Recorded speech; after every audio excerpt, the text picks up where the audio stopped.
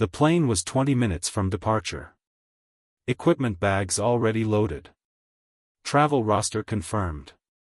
The routine machinery of a major league road trip operating exactly as it operates 30, 40, 50 times a season, efficiently, automatically, without drama.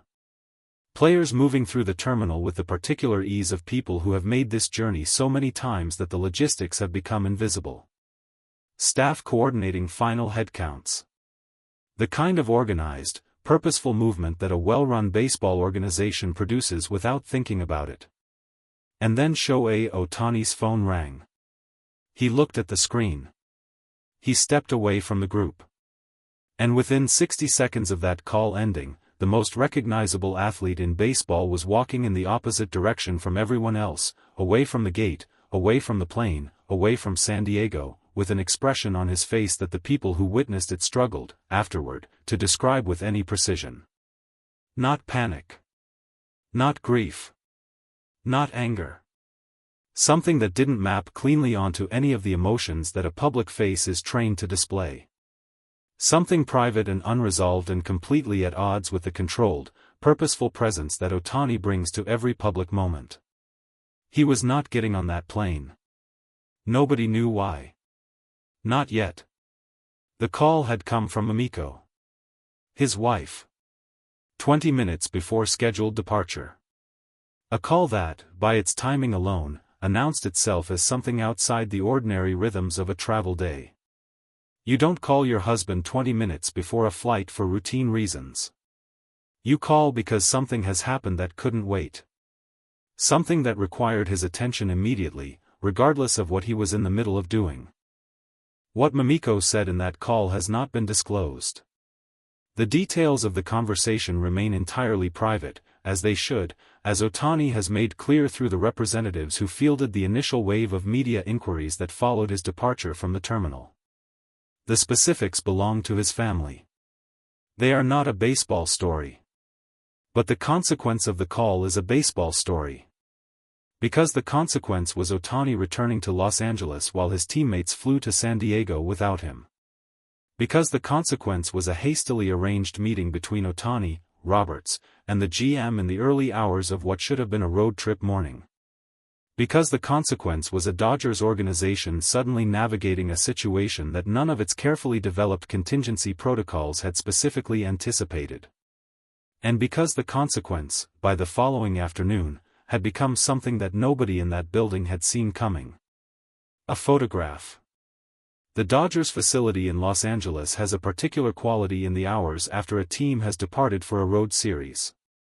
Quieter than a practice day but not empty, training staff, front office personnel, minor league players using the big league facilities. The specific, low-hum atmosphere of a professional sports organization continuing to function around the absence of its most visible people.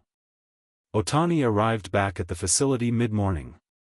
He had spoken to Roberts by phone during the drive. The conversation, by Roberts' later account, was brief and focused, Ohtani explaining the situation in enough detail for Roberts to understand that this was genuinely significant, Roberts communicating his support in the direct, uncomplicated way he reserves for moments when a player needs a manager rather than an organization. Whatever you need, Roberts told him. We handle the baseball. You handle your family. Ohtani thanked him. And then, because this is who he is, because the engine that drives him does not idle easily, he asked one question before ending the call. Who starts tomorrow? Roberts told him. There was a pause. And then Ohtani said he would be in the facility by 9. He was there by 8:45. The photograph appeared on social media at 2:17 in the afternoon. It was not posted by Ohtani. It was not posted by Mamiko or by anyone connected to their immediate circle. It came from a source that remains unconfirmed, a peripheral account with a small following that somehow produced an image which, within 40 minutes of its posting, had been shared tens of thousands of times and was generating the kind of sustained, compounding attention that the internet reserves for things that genuinely cannot be explained. The photograph showed Ohtani's eldest son. In Dodger blue. On the field. Not in the stands. Not in the family section where players' children typically watch games from a comfortable, appropriate distance. On the field itself, in what appeared to be the Dodgers' home stadium, in what appeared to be a full uniform, standing at home plate with a bat in his hands and an expression on his face that was so recognizable, so specifically familiar to anyone who had spent time watching his father, that the image produced an almost physical reaction in the people who saw it. The jaw set in concentration. The slight forward lean. The stillness before movement that Ohtani brings to every at-bat, that particular quality of presence that announces, before a single pitch has been thrown, that the person holding the bat is not simply standing there but is somewhere else entirely, somewhere inside the specific geometry of what is about to happen. His son had it. At whatever age he was. Standing at home plate in Dodger blue with a bat that was almost certainly too large for him and an expression that was unmistakably, almost unnervingly, his father's. The internet, predictably, lost its mind. Inside the Dodgers facility, the reaction was different. Several staff members who encountered the photograph during the afternoon described their response with a word that kept repeating across separate conversations. Stunned. Not because of anything alarming in the image. Not because it raised questions or suggested problems or created complications for the organization. But because of what it contained. Because of what it showed about a private world that Ohtani has guarded with extraordinary discipline since his arrival in this country, a world that exists completely separately from the baseball player the public knows, the competitor the league fears, the phenomenon that the media has spent years trying to fully understand. A child. With his father's eyes and his father's stillness and his father's specific relationship with a baseball bat. Standing on a major league field like he belonged there. Like the ground beneath his feet was familiar rather than extraordinary. Like this was simply the world he had grown up in and the things in it, the stadium, the uniform, the bat, the plate, were not remarkable because they were his father's world and therefore, in the most natural possible sense, his own.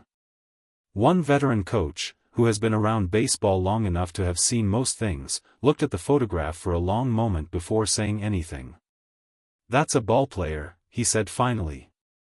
"That's not a kid playing dress-up. That's a ballplayer." Roberts was asked about the photograph at his daily media availability, conducted remotely, by video, from San Diego. He had seen it. Of course he had seen it. Everyone had seen it. He was quiet for just a moment before answering. Choosing his words with the specific care he applies when the subject involves something that belongs to Ohtani's private life and therefore demands a particular kind of respect in how it is handled publicly. "What I'll say is this," Roberts began. "Shohei is a father. That's something that matters enormously to him, probably more than most people outside this organization realize, because he keeps that part of his life private and he keeps it private for good reasons. What you're seeing in that photograph is a man who loves his family and a child who clearly loves baseball." He paused. "Beyond that, it's not really mine to speak to. That's his story. His family's story." A reporter pressed him. Had he spoken to Ohtani about the photograph circulating? Roberts allowed a brief, genuine smile. "I spoke to Shohei this morning about the pitching matchup tomorrow and about his preparation schedule for when he rejoins us. We did not discuss the photograph." Another reporter asked the obvious question. When would Ohtani rejoin the team in San Diego? "When his family situation allows him to," Roberts said. Simply. Finally. In a tone that communicated, without hostility, that the line of questioning had reached its appropriate end. Ohtani spent the afternoon in the facility. He worked. Of course he worked.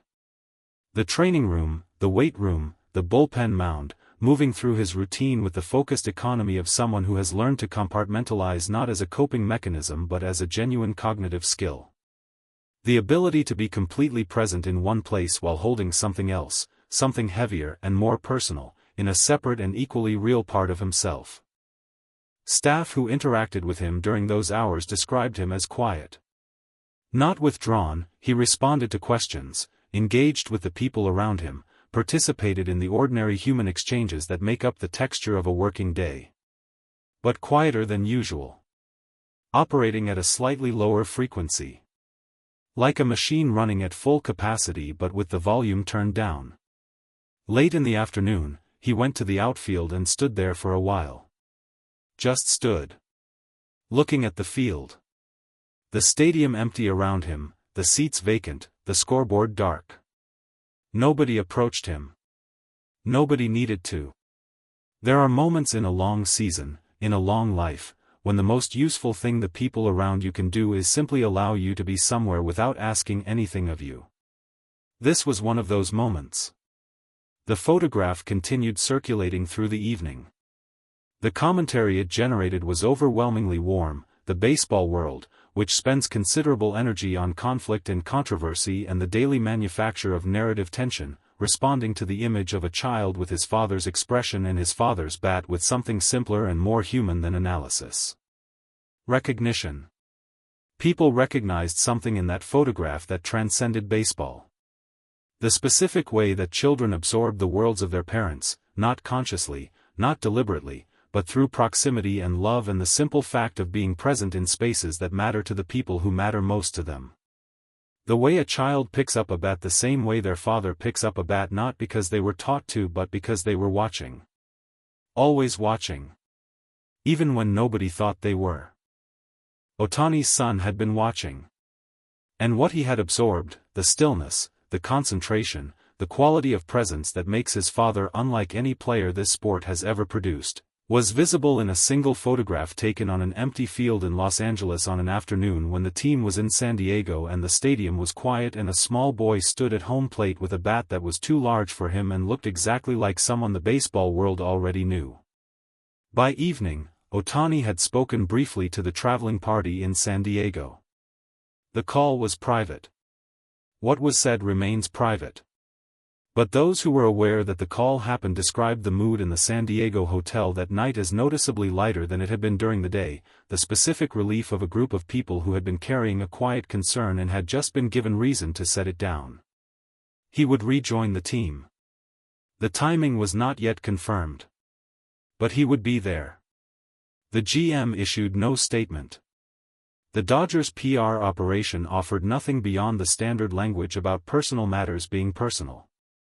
The franchise that has spent this entire season demonstrating its ability to protect what belongs to Ohtani, his preparation, his culture, his competitive environment, extended that protection now to something more fundamental than any of those things. His family. His morning.